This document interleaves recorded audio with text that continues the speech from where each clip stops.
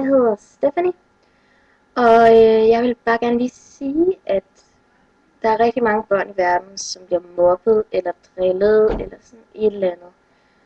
Og det har jeg også blevet. Dengang jeg gik i folkeskole, der blev jeg drillet rigtig, rigtig meget. Og jeg blev mobbet med, at jeg var tyk og alt sådan noget. Men det skal man altså ikke lade sig slå ud af, fordi så bliver ens liv rigtig, rigtig negativt. Og det fandt jeg ud af, da jeg virkelig bare knækkede sammen, fordi der var en eller anden dreng i min skole, min forrige skole, inden jeg startede på efterskole, som blev ved med at drille mig. Og han fik alle de andre i vores parallelklasse og alt muligt til at drille mig også. Men så til sidst, så lod jeg bare være med at høre på dem. Og så sagde jeg bare til dem, jeg er ligeglad. Så det skal du også være. Det kan godt være, at du bliver drillet eller helt sådan ked af det, og der bliver lavet alle mulige sange om mobning og sådan noget. Jeg vil bare sige det lige ud. Mobning, det er noget dumt noget, og man skal lade være med det. Fordi en eller anden dag, så bliver du altså rigtig ked af det over det. Men der er en sang, jeg faktisk gerne vil synge, og den hedder Tro på dig selv. Og den er blevet skrevet af Christian Brøns, som jeg tror ikke, han blev mobbet eller noget, men den handler også lidt om det der med, at man skal tro på sig selv, og hvis man er bange for noget, så skal man gå til en lærer eller en voksen eller et eller andet, der kan hjælpe en. Og ens forældre er altså også en rigtig god start. Så den her vil jeg gerne synge.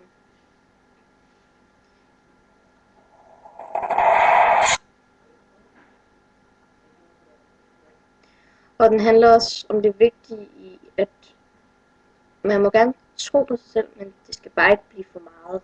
Så. Eller den hedder både tro på dig selv, og du gør, hvad du vil. Det er faktisk en sang i en. Men her kommer den. Havde du forventet, at livet skulle være så længe, uden at søge? Til min angst for at tro på din godhed, skulle have sat grænser, det ved jeg godt nu.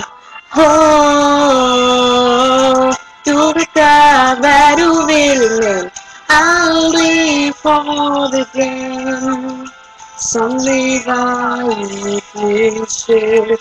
Du kan gøre hvad du vil, men aldrig får det igen, du elsker.